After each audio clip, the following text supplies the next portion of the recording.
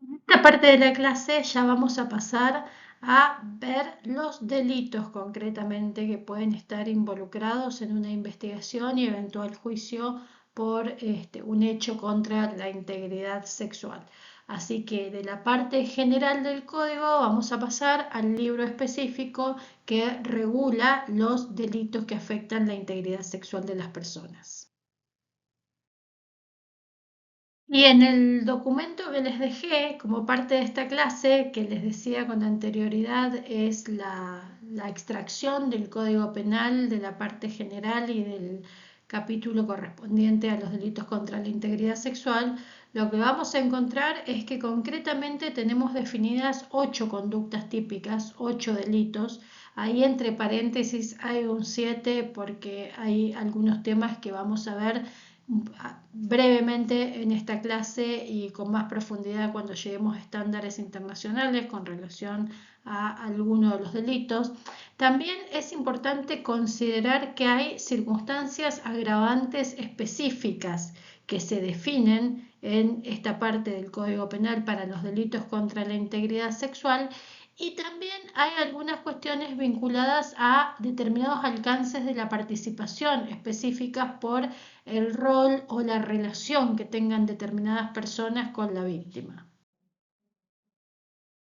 Lo tenemos en el índice del documento en estos artículos, ¿no? Los artículos que regulan los delitos contra la integridad sexual están en el título 2 de la segunda parte del Código Penal, en 4 capítulos. El primer capítulo fue eliminado en una de las reformas al Código Penal y encontramos, como les decía, 8 conductas típicas: el abuso sexual, que es con la que venimos trabajando porque es como el delito base, si se quiere de alguna manera; el estupro, que es donde les digo que hoy en día deberíamos entenderla como una figura no escrita en el Código Penal en función de algunas decisiones de la Corte Interamericana que ha habido, específicamente una última decisión contra Bolivia que vamos a leer y a repasar en la última clase sobre estándares internacionales en esta materia, pero lo concreto es que sigue estando en el Código Penal. Ahí hay que siempre poner un ojo de cuidado cuando nos toca litigar. Con relación al abuso sexual y al estupro, se establece qué pasa cuando hay un resultado de muerte de la persona, sobre todo con relación al artículo 119, y se agrava la escala penal en función al resultado de muerte. Luego tenemos en el capítulo, entonces hasta ahí tenemos 2 delitos, abuso sexual y estupro. Luego en el capítulo 3 tenemos corrupción de menores como otro delito, la promoción o facilitación de la prostitución. 4. En el 126 se establecen agravantes para esas figuras, entonces ahí no tenemos establecidos delitos, sino que tenemos establecidas ciertas circunstancias que permiten agravar la promoción o facilitación de la prostitución. Entonces seguimos con 4. Luego tenemos la explotación económica del ejercicio de la prostitución como un quinto delito independiente. En el 128 está regulado la conducta de poseer material de reproducción sexual de niños, niñas o adolescentes como otro delito. Luego, en el 129 tenemos, van a ver ustedes, algunas circunstancias vinculadas a los tipos, pero no un delito en sí mismo. En el 130, la sustracción o retención de una persona con intención de menoscabar su integridad sexual. Esto es importante porque hay un delito específico cuando la intención va contra la integridad sexual de la persona retenida. En el 131, el grooming. Esos son los delitos contra la integridad sexual que están regulados en el Código Penal. Y luego el 132 y el 133 habla de cuestiones vinculadas al asesoramiento, a la representación de víctimas y a situaciones con relación a la cooperación y la pena a imponerse. Pero entonces, si contamos, lo que tenemos son 8 conductas distintas que constituyen acciones que pueden ser calificadas como delitos contra la integridad sexual. Entonces, al marco general que vimos en el video anterior, donde vamos a tener que ver en qué momento sucedió el hecho para ver si hay algún problema vinculado al ejercicio de la acción o a cómo se cuenta la prescripción, vamos a tener que identificar qué grado de consumación tiene el hecho para ver si estamos hablando de una tentativa o estamos hablando de un delito consumado. Vamos a tener que verificar cuántas personas están involucradas en el hecho y con qué nivel de participación, para ver si hablamos de autores, de coautores, de partícipes primarios, de partícipes secundarios, de instigadores. Vamos también a tener que revisar la ley concreta vigente al momento del hecho para ver si tenemos alguna discusión al respecto. Vamos a tener que pensar en las circunstancias concretas del caso, ya pensando a futuro en qué pena vamos a buscar. Cuando venimos al título 3 del Código Penal a ver los delitos en específico, lo que vamos a identificar es con la conducta que nos están describiendo, con la conducta, con los hechos que hemos conocido, ya sea a través de una denuncia, de un testimonio, de un informe que nos llega, por la vía que sea, vamos a tener que analizar esos hechos y ver en cuál de estos tipos penales se puede encuadrar o se puede subsumir ese hecho. Y una vez que identifiquemos en cuál o cuáles tipos penales vamos a encuadrar este hecho, lo siguiente que vamos a tener que hacer es desagregar las exigencias típicas que establece el delito que hemos seleccionado, que básicamente tiene que ver con leer lo que establece el Código Penal. Vamos a trabajar con el 119 para seguir con el ejemplo del tipo base.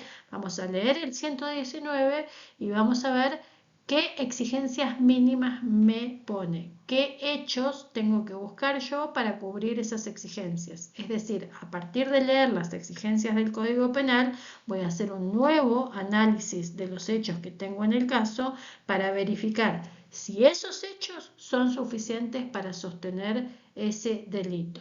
Si esos hechos no son suficientes, tendré que ver si hay un delito distinto o tendré que pensar si no tengo un relato completo y tendré que ir a buscar nuevos hechos. De eso se va a tratar la investigación inicial previa a presentar una acusación o a ir a un juicio. Entonces, por eso decimos que una tarea central, trabajando desde la teoría jurídica, tiene que ver con esto, con desagregar las exigencias específicas que establece el tipo penal o los tipos penales que yo voy a utilizar de esas 7 u 8 conductas que hemos visto que se definen como delitos contra la integridad sexual. En el caso del artículo 119, el primer delito que se define como delito contra la integridad sexual, vamos a ver que el 119 es un artículo bastante complejo porque regula diversas posibilidades.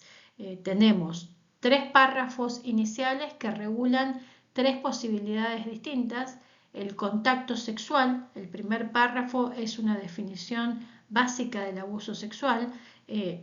Muchas veces se le llama abuso sexual simple. Yo trato de evitar utilizar esa terminología porque no hay nada de simple en un abuso sexual, pero es la figura básica. A eso nos referimos cuando hablamos de abuso sexual simple, a que es el mínimo de exigencia para incorporar un hecho como delito contra la integridad sexual. Por eso, en ese primer párrafo están reguladas situaciones que tienen que ver con un contacto sexual no querido. Ya vamos a ver más adelante por qué decimos eso.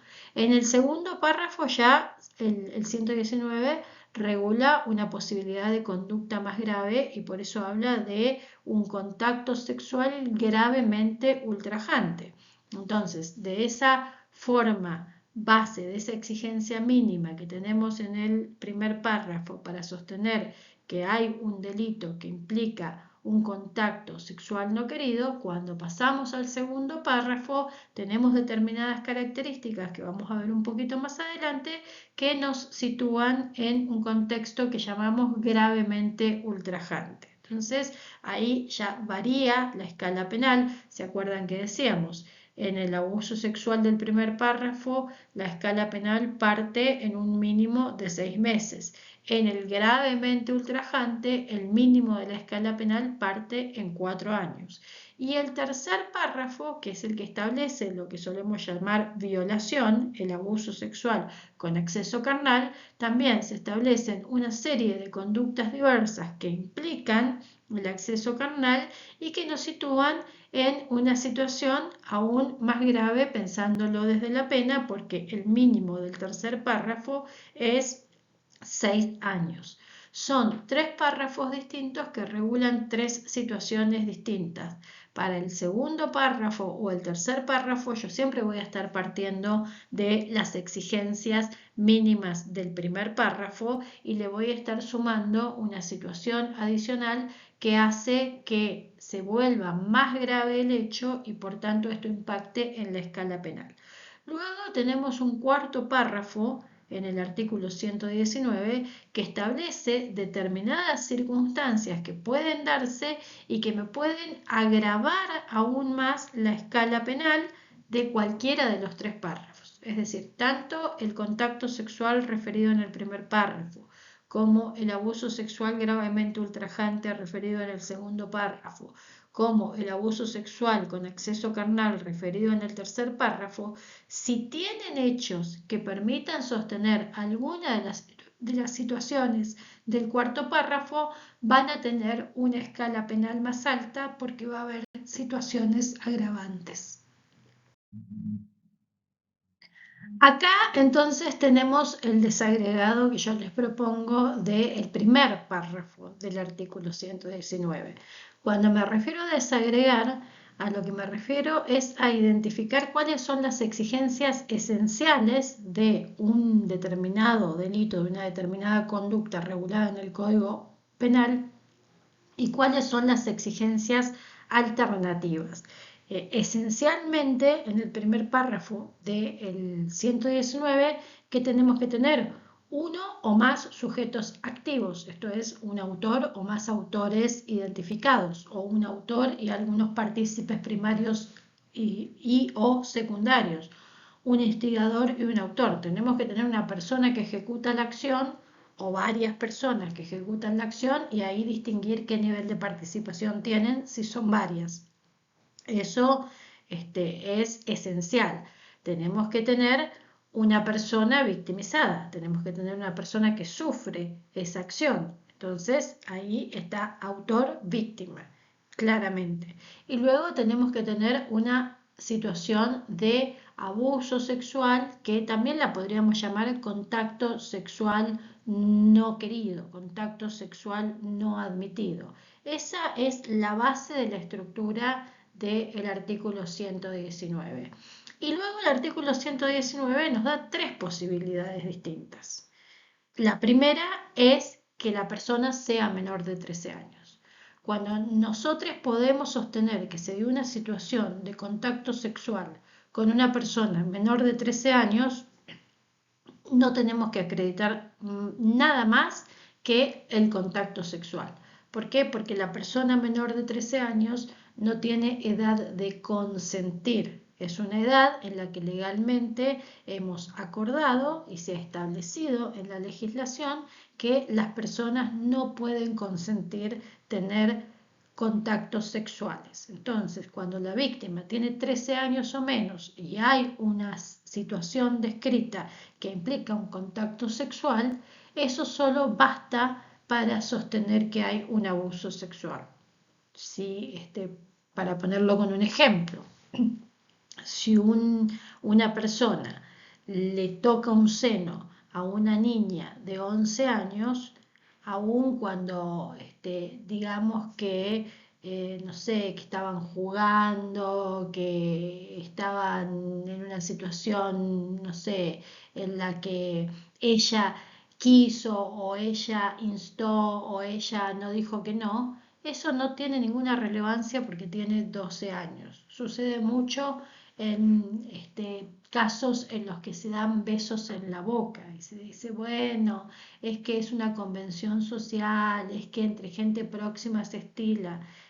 lo que se estila es no avanzar sobre el cuerpo de ninguna persona si esa persona no lo quiere, y en el caso de las personas menores de 13 años o menos edad, asumir que nunca pueden quererlo porque no tienen edad para consentir sexualmente. Entonces ahí ya tenemos un escenario de abuso sexual, cuando lo que podemos acreditar es que hubo una acción de contacto sexual querido por la persona autora, ¿no? Si, no sé, de repente yo me tropiezo y me caigo encima de alguien y le toco una parte del cuerpo, pero es por la propia acción de que me tropecé y me caí, ahí no hay una acción de mi parte. Entonces lo primero que vamos a tener que acreditar es que a quien estamos imputándole la acción efectivamente tuvo la voluntad de accionar de esa manera, que no hubo un accidente, que no hubo una cuestión de fuerza mayor, de fuerza natural, como esto que les digo, me tropecé y me caí encima de otra persona.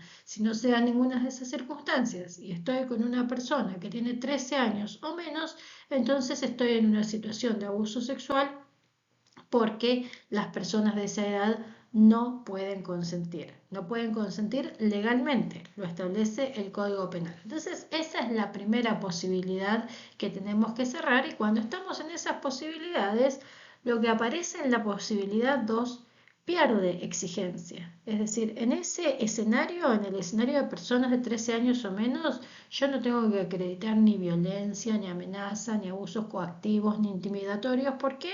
Porque asumo que esa persona no tiene la edad legal para consentir. Si se trata de una persona de 13 años o más edad, de más de 13 años, perdón, entonces ahí sí me voy a ir a la posibilidad 2 o la posibilidad 3. Aquí esto está desagregado como está en el Código Penal. Yo creo que en la actualidad lo tendríamos que leer al revés. La posibilidad 3 en realidad tiene que ser la posibilidad 2, porque ¿qué es lo que vamos a buscar siempre? Y por eso les dejé ese artículo de Javier Álvarez en la bibliografía de esta clase. Lo que siempre vamos a estar observando ante una situación de abuso sexual es la existencia o inexistencia del consentimiento de parte de la víctima. Siempre que esté en una situación no consentida, voy a estar en un escenario de abuso sexual. Entonces, en términos de desagregar, más allá de que así es como está escrito el texto en el Código Penal, lo que yo les propongo es que siempre piensen cuáles son los hechos en el caso que permiten sostener que no existió el consentimiento por parte de la víctima. Fíjense que la posibilidad 3 es la posibilidad abierta, aprovechándose el autor de que la víctima, por cualquier causa, no haya podido consentir libremente la acción. Y si se fijan en la posibilidad 2, lo que hace el Código Penal es dar varias alternativas, por eso aparecen 4 alternativas distintas ahí, que en principio son alternativas que pueden permitirnos concluir la ausencia de consentimiento, la presencia de violencia en el contacto sexual. Si existió violencia, podemos sostener que no existió consentimiento. Entonces, ¿qué es violencia? Es lo que vamos a tener que ver en cada caso y de acuerdo a cada contexto. Violencia no necesariamente es marcas en el cuerpo, sino que puede haber marcas en la mente, puede haber situaciones que se generan que nos llevan a entender que estamos ante un contexto de violencia, pero en cada caso, si queremos decir que la razón por la que no hubo consentimiento es que se dio una relación violenta, vamos a tener que describir fácticamente de qué se trató la violencia en ese caso, y esa es una de las posibilidades para sostener que no hubo consentimiento. Una segunda posibilidad que nos da el párrafo 1 es que hayan existido amenazas. Esto sucede mucho en los casos que involucran a víctimas adolescentes, la amenaza de que no digan nada porque si no va a pasar alguna cosa, porque si no van a atentar contra la salud de alguna persona de su familia, porque si no van a sufrir. La amenaza es también una circunstancia que permite sostener que no existió el consentimiento. Entonces, segundo escenario posible para sostener la ausencia de consentimiento, que el contacto sexual se haya dado en un contexto de amenaza, y ahí lo que voy a tener que identificar es cuál es el contexto concreto de amenaza en cada caso. Tercera situación posible, que se haya dado una relación de abuso coactivo. Fíjense que acá aparecen como distintas posibilidades de ese abuso coactivo. Coactivo, ¿qué quiere decir? Que va sobre la persona y la coacciona, aprovechándose de qué, de una determinada relación. Y en esta tercera situación, lo que nos marca el Código Penal es que puede haber un aprovechamiento de una relación de dependencia, digamos que la persona trabaja para el autor del delito, o la persona depende económicamente del autor del delito, o la persona tiene una dependencia emocional con el autor del delito. Entonces ahí hay un abuso coactivo de una relación de dependencia. Puede ser una relación de autoridad. Piensen en los entornos educativos, por ejemplo, donde hay una determinada ascendencia por parte de quien ejerce como profesor, como maestro, quien es autoridad escolar. Una relación de autoridad puede llevar a un abuso coactivo, y eso implica una ausencia de consentimiento o de una relación de poder. Entonces, fíjense que son tres escenarios distintos. Cuando yo dependo de alguien, puede haber un abuso coactivo a partir de esa dependencia. Cuando hay alguien que ejerce autoridad sobre mí, o cuando hay alguien que ejerce poder sobre mí. Son tres distintas posibilidades para sostener la ausencia de consentimiento, y lo mismo se da con el abuso intimidatorio. Fíjense que por un lado hablamos de coacción, que implica una acción, un avance, y por otro lado hablamos de intimidación, que está más cercano a la amenaza, pero no es cualquier amenaza, no es la amenaza que realiza una persona que yo eventualmente veo en la calle, sino que es una intimidación, una amenaza que se da en el contexto de una relación concreta. Entonces ahí podríamos decir que el escenario 2, el de la amenaza, está más vinculado con situaciones de extraños, o con situaciones de personas que tienen escasos vínculos, poca cercanía, y el escenario 4, el de abuso intimidatorio, o el escenario 3, el de abuso coactivo, está vinculado a determinadas figuras cuando se trata de poder, o a determinadas relaciones concretas que pueden ejercer sobre mí una influencia que llevan a que yo no tenga posibilidad de consentimiento. Cuando desagregamos, podemos situarnos mucho mejor en los hechos que tenemos para ver por qué vía vamos a construir el delito concreto que vamos a sostener como base de nuestra acusación si queremos ir a un juicio, y como base de nuestra solicitud si ya nos encontramos en el juicio. Entonces, esta tarea, ¿para qué nos sirve? Nos sirve no solamente, como les decía, para ver si los hechos que tenemos se ajustan a las exigencias normativas, sino que también nos sirven para orientarnos en ir a buscar hechos que resulten relevantes para estas exigencias normativas. En algunas circunstancias, de hecho, se van a dar varias de estas posibilidades. En algunas circunstancias vamos a tener violencia, vamos a tener amenazas, vamos a tener abusos coactivos. Lo que nosotros tenemos que observar con mucho cuidado es cómo vamos a sostener que están cubiertas las exigencias del 119. En algunas circunstancias vamos a tener más de una posibilidad, en otras circunstancias, como decíamos, se trata de una persona menor de 13 años, no vamos a tener necesidad de sostener ninguna posibilidad más que la edad de la persona, y en otras circunstancias vamos a tener solamente una situación de posibilidad. Hubo un contexto de violencia que podemos describir específicamente y que podemos acreditar luego con prueba específicamente. Son posibilidades distintas, pero lo importante es siempre tener presente cuáles son las exigencias normativas para hacer un traje a medida entre la norma y los hechos que tenemos en el caso. Ahora vamos al segundo párrafo del artículo 119. ¿Qué pasa si hay un plus de gravedad en los hechos que vamos a imputar? Bueno, el segundo párrafo nos da el primer escalón de gravedad.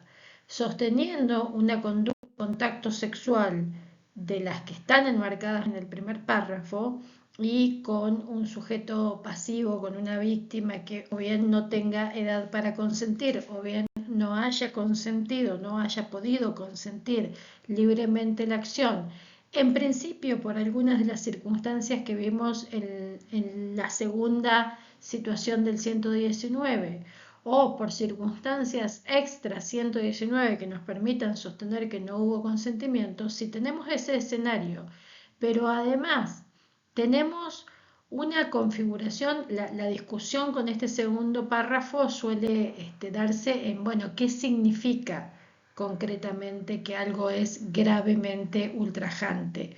¿Cómo sabemos que algo es gravemente ultrajante? Y el mismo segundo párrafo nos da dos parámetros para sostener que una determinada conducta fue gravemente ultrajante. La duración de esa conducta, la duración, que ahora vamos a hablar un poquito de eso, puede adquirir distintos escenarios, o las circunstancias de su realización. Lo que pasó concretamente puede considerarse gravemente ultrajante.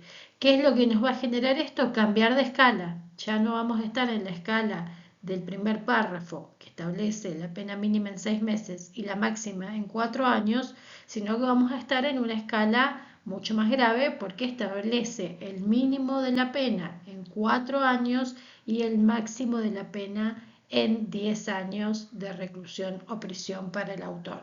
Entonces, lo que vamos a tener que analizar en cada hecho concreto es, ¿se acuerdan que en el video anterior, por ejemplo, hablábamos de esta posibilidad de que existan delitos continuados?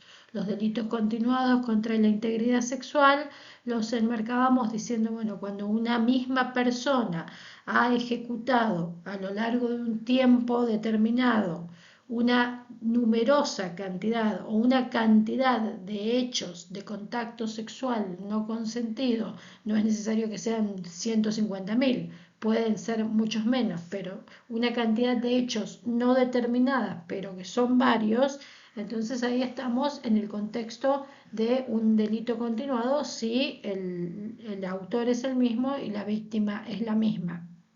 Si tenemos un periodo prolongado de tiempo, por esto que establece el segundo párrafo, que la duración es uno de los parámetros para configurar un sometimiento gravemente ultrajante, es algo que tendríamos que evaluar.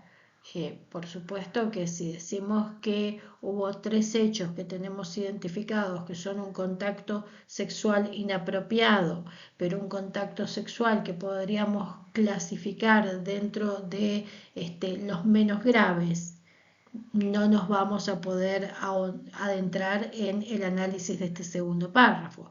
Pero si tenemos un niño o una niña que durante 5, 6 años, 7 años tuvo que padecer tocamientos de parte de una figura cercana, que además tenía una ascendencia, ¿se acuerdan que decíamos?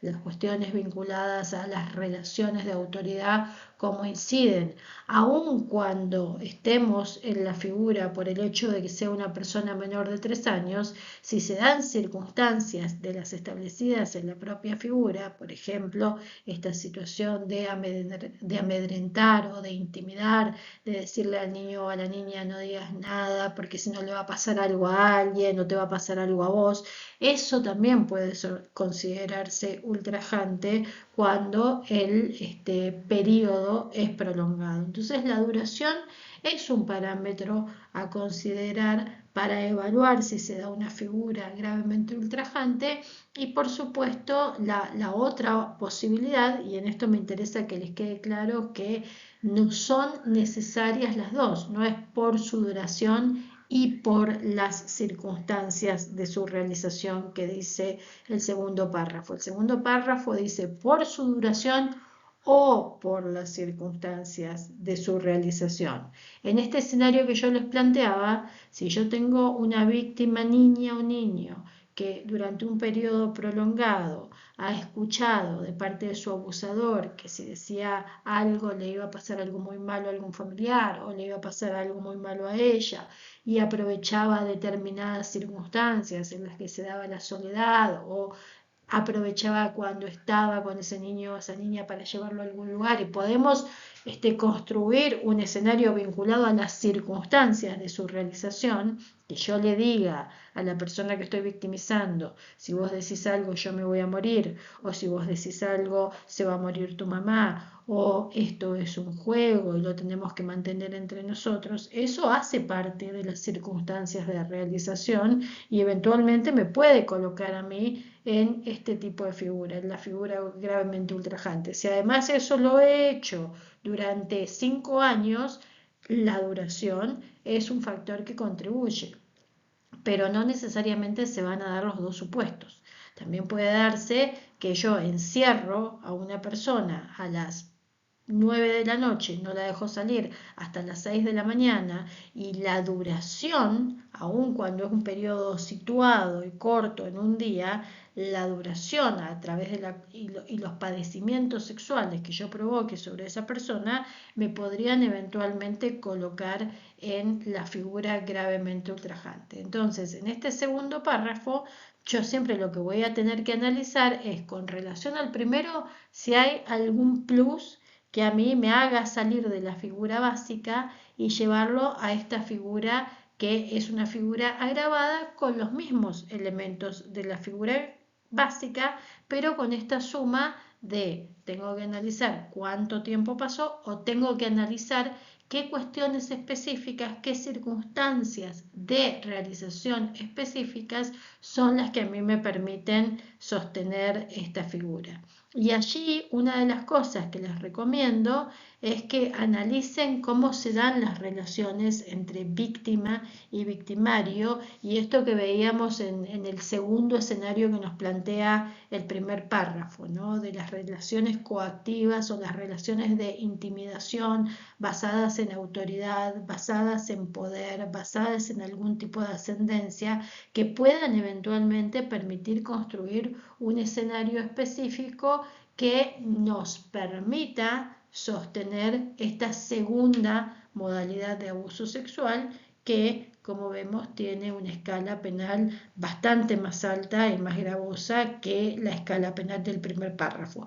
También porque esta escala penal es más alta y es más grave, es que tenemos que estar bien claros y claras en que no estamos en una situación que sea subsumible exclusivamente en el primer párrafo, sino que se da este plus de exigencia que surge de estas dos posibilidades de agravamiento por lo ultrajante que resulta la situación.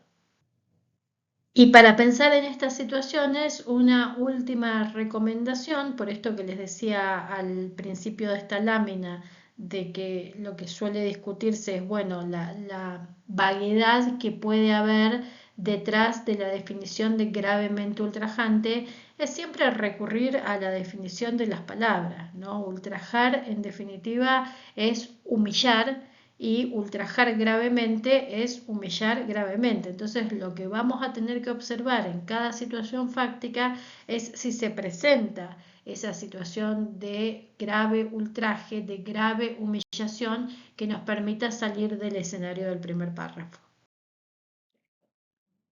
Finalmente tenemos la tercera situación de abuso sexual que decíamos al inicio es la que solemos conocer o llamar violación, es el abuso sexual con acceso carnal. Nuevamente tenemos que tener los elementos del primer párrafo, esto es un autor al menos, una víctima al menos, y acá ya tenemos concentrada la situación de abuso sexual, porque no es cualquier tipo de contacto sexual no voluntario, no es cualquier tipo de tocamiento, no es cualquier tipo de aproximación, sino que es el abuso sexual que se realiza con acceso carnal.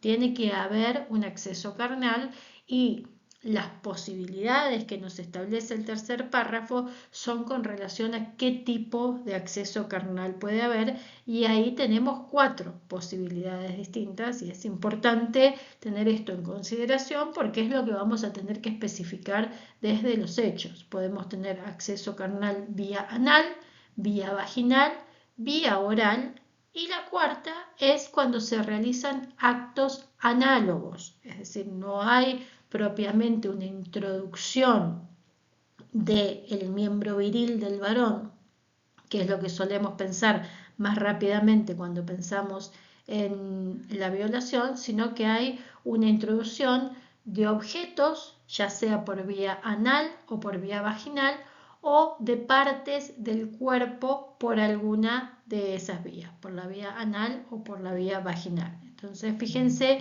cómo se abren 4 escenarios distintos y el cuarto escenario con 2 posibilidades. Pero acá estamos siempre en el marco del acceso carnal, de que hubo una introducción de un miembro del cuerpo o un objeto en la vagina o en el ano, y también la introducción carnal en la boca, el acceso carnal vía oral. Fíjense ahí que hay que tener en consideración que en la vía oral solo se admite el abuso sexual con acceso carnal cuando hay específicamente acceso carnal, no se admiten medios análogos. Esto también es importante tenerlo claro.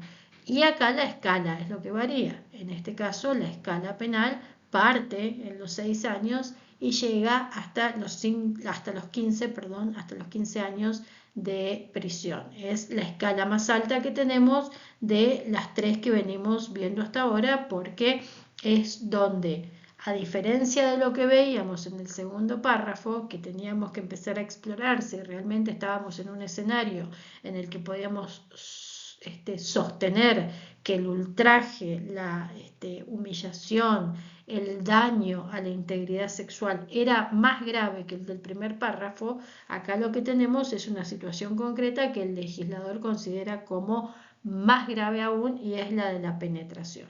En estos escenarios entonces tenemos una escala que está por encima de la escala penal del segundo párrafo. ¿Qué es lo que tenemos que tener en consideración cuando trabajamos con este artículo?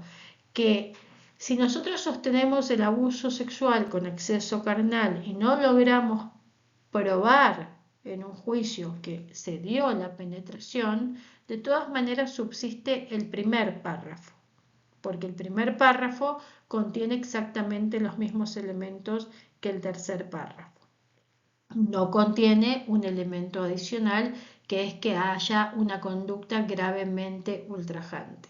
Lo que no podemos hacer es pasar del tercer párrafo al segundo párrafo. Es decir, si yo sostengo que se probó un contacto sexual no consentido, pero no se probó el acceso carnal, no puedo decir que se probó un abuso sexual gravemente ultrajante, porque ahí voy a tener un problema de congruencia por este plus que establece el segundo párrafo del que hablábamos en la lámina anterior, que tiene que ver con discutir si hay una situación fáctica que me permita a mí sostener que hay un ultraje que está más allá, que está por encima, que genera un plus al ultraje propio del abuso sexual del primer párrafo. Entonces, si yo no pruebo el acceso carnal, es muy difícil que se haga un cambio de calificación a un abuso sexual gravemente ultrajante, porque se requiere un relato fáctico diferente. Sí podría suceder en las provincias que admiten múltiples calificaciones. Hay provincias que en sus códigos procesales establecen la obligación de la acusación de hacer una calificación única y sostener en todo caso los elementos de los tipos base. Donde yo vivo, por ejemplo, es así. Yo puedo sostener que una situación configura un abuso sexual con acceso carnal, y eventualmente podría suceder que el tribunal me diga: no se acreditó el acceso carnal, pero sí el abuso sexual, entonces vamos a condenar por el primer párrafo. Sería muy difícil que un tribunal cambie la calificación al gravemente ultrajante del segundo párrafo, por este plus que se requiere y que en general no se discute. Entonces, en eso tengo que tener cuidado cuando hago la calificación.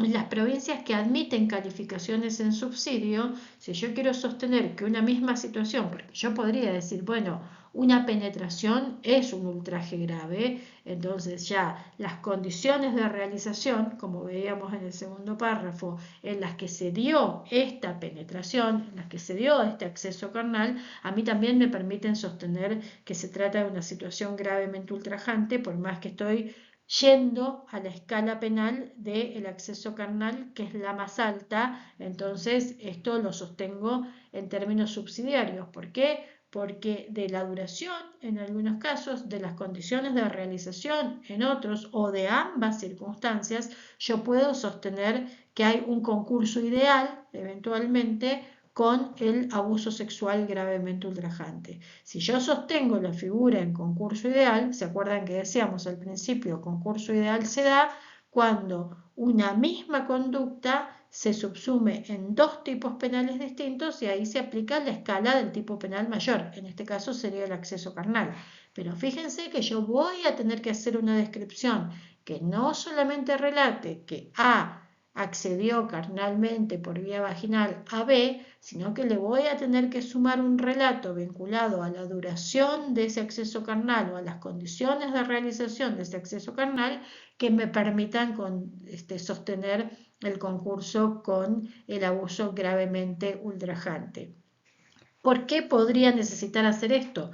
Por lo que les decía al inicio, porque eventualmente puede suceder que el tribunal considere que no se ha acreditado el acceso carnal, pero sí la otra figura. Entonces, esto es algo que yo también tengo que tener en cuenta y para eso es importante desagregar. Fíjense esto que les dije al finalizar. Si yo describo un abuso sexual con exceso carnal, basta con que diga A accedió carnalmente por vía oral a B. Ahora, si yo le quiero sumar el plus de lo gravemente ultrajante, tengo que recordar que el segundo párrafo me exige determinadas condiciones de realización del hecho que tengo que describir o determinada duración a la que tengo que hacer una referencia. Entonces, primer párrafo, segundo párrafo, tercer párrafo, son como una escalera que vamos andando, pero no siempre una conducta que encaje en el tercer párrafo va a poder también encajar en el segundo párrafo. Las conductas del tercero y del segundo párrafo siempre van a encajar en el primer párrafo porque el primer párrafo es el que me establece el piso de discusión desde la teoría jurídica. Finalmente, y perdón que se hizo tan largo este video, prometo que el próximo va a ser cortito para compensarles, pero finalmente tenemos que tener en consideración que el artículo 119 en su cuarto párrafo establece estas 6 circunstancias que pueden resultar agravantes tanto del abuso sexual del primer párrafo como del segundo como del tercero. ¿Y qué es lo que establece el cuarto párrafo? Que si estamos en una circunstancia del párrafo 1, el abuso sexual que establece el piso, como dijimos en la lámina anterior, la escala penal va a ser, perdón, que ahí se me chispoteó, va a ser de 3 a 10 años. Si estamos en una circunstancia del párrafo 2 o del párrafo 3, la escala penal va a ser de 8 a 20 años. Entonces, ¿qué es lo que tengo? Como aquí hay un nuevo plus, lo que voy a tener es escalas penales más graves. Entonces, si yo tengo una circunstancia del primer párrafo, A le tocó la cola a B, pero a la vez puedo decir que A es el ascendiente, el descendiente, tiene afinidad en línea recta, es hermano, tutor, curador, ministro de algún culto reconocido o no, encargado de la educación o de la guarda de B, es decir, tiene alguna de esas relaciones con B, en ese caso voy a poder sostener el abuso sexual del primer párrafo agravado por el inciso 2 del cuarto párrafo, y eso me va a poner en una escala penal distinta. Ahí ya no estamos de 6 meses a 4 años, sino que estamos en una escala penal que parte en los 3 años y llega hasta los 10 años. ¿Es necesario que yo acredite más de una circunstancia agravante? De ninguna manera. Yo puedo utilizar una, puedo utilizar dos, puedo utilizar tres o puedo no tener ninguna. Esto es algo que tengo que observar también cuando miro los hechos del caso, porque en estas relaciones de jerarquía que veíamos que ya marca el primer párrafo como formas de valorar la inexistencia de consentimiento, si además de haber una relación de jerarquía, esa relación de jerarquía es una de las contenidas en este inciso 2, entonces en ese caso voy a estar en una figura agravada en cualquiera de los 3 párrafos. Y lo mismo con el resto de las circunstancias agravantes. Pero ¿qué es lo que tengo que ver?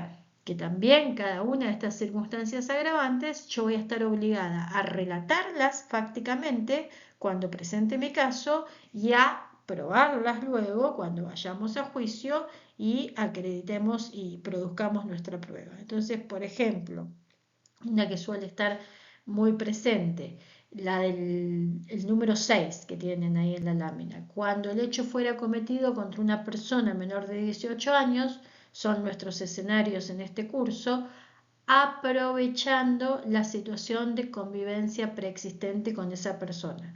Fíjense que yo acá tengo 3 exigencias. La primera es que la víctima sea menor de 18 años. La segunda es que exista una convivencia del autor con esa víctima preexistente, es decir, anterior al momento del hecho.